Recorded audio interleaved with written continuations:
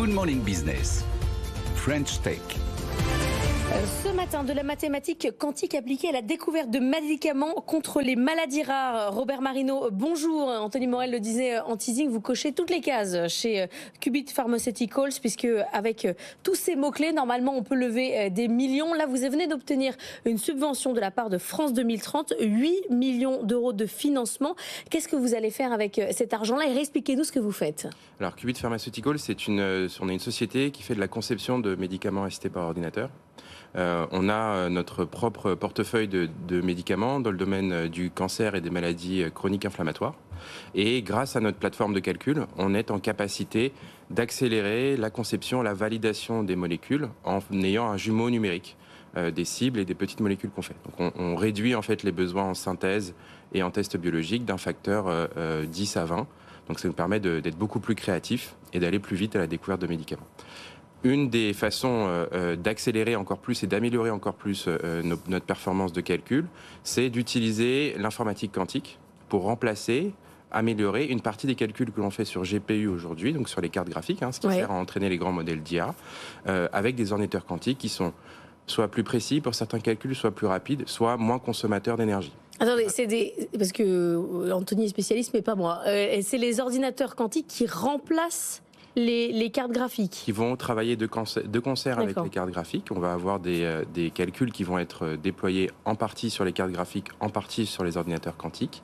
Grâce à ça, on est plus rapide, plus précis ou beaucoup plus efficace d'un point de vue énergétique. Et le programme France 2030 nous soutient à hauteur de 8 millions d'euros pour les 4 prochaines années pour développer des nouveaux algorithmes, les déployer sur des infrastructures de calcul hybrides GPU et ordinateurs quantiques pour améliorer notre pipeline de conception de médicaments. Anthony. Alors vous n'êtes pas les seuls à travailler sur ce genre de sujet, on en reçoit régulièrement et même tout un secteur, on appelle ça les Drug Discovery Companies, donc les entreprises qui travaillent sur la découverte de nouveaux médicaments. Moi, depuis le temps qu'on en entend parler, j'aimerais savoir sur quoi ça aboutit concrètement. Est-ce qu'aujourd'hui, vous avez, grâce à l'IA et à l'informatique quantique, découvert de nouvelles molécules qui pourraient être déployées dans les mois, les années qui viennent? Où est-ce qu'on en est très concrètement aujourd'hui? Oui, nous, on a lancé nos programmes de découverte de médicaments l'an dernier. La société est en activité depuis 3 ans.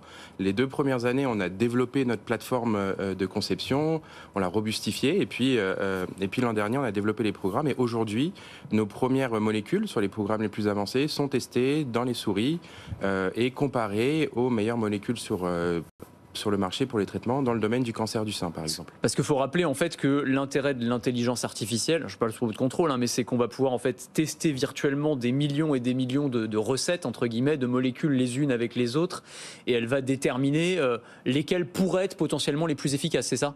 Exactement. Au-delà de l'intelligence artificielle, il y a aussi le calcul physique, la simulation, les jumeaux numériques.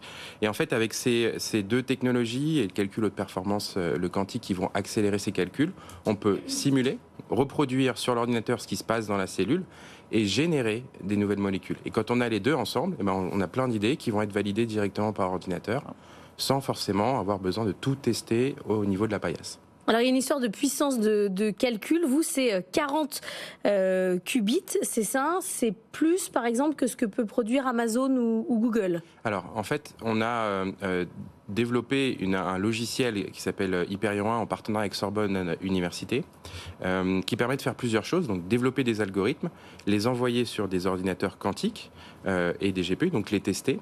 Et une fonctionnalité aussi d'Hyperion, c'est de reproduire sur des GPU le comportement des ordinateurs quantiques. C'est ce qu'on appelle l'émulation. C'est chaud là. Là, ça devient à 6h47, c'est un peu chaud. Est-ce que par exemple, pour qu'on comprenne bien, Pascal vous fournit des ordinateurs, vous travaillez avec? On travaille avec Pascal en partenariat. Donc Pascal, ils ont des ordinateurs physiques, des vrais ordinateurs.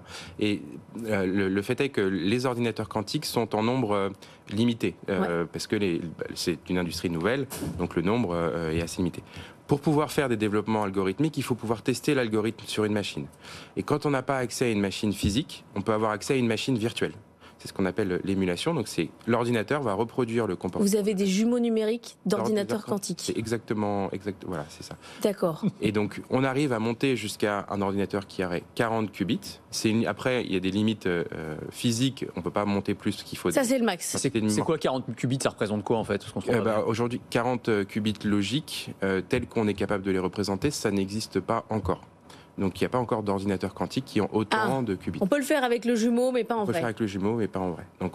Et donc ça permet vraiment de se préparer, de développer les ordinateurs, enfin les algorithmes de demain. Donc on reproduit un certain type d'ordinateur quantique. Pascal, c'est un autre type. C'est pour ça que on a beaucoup de partenariats, on a beaucoup de co-développement avec Pascal, parce que c'est une autre façon de faire du calcul quantique. Et l'idée vraiment, c'est de développer au maximum les algorithmes pour pouvoir les déployer dès que les ordinateurs seront prêts en grand nombre. Alors, vous bossez avec Pascal, mais un autre de vos partenaires, c'est Nvidia, qui vous fournit les fameux GPU, donc qui sont les cerveaux de l'intelligence artificielle, qui permettent d'avoir de la puissance de calcul. Et vous avez signé le partenariat avec eux avant la vague ChatGPT en 2022. Là, très bon sens du timing.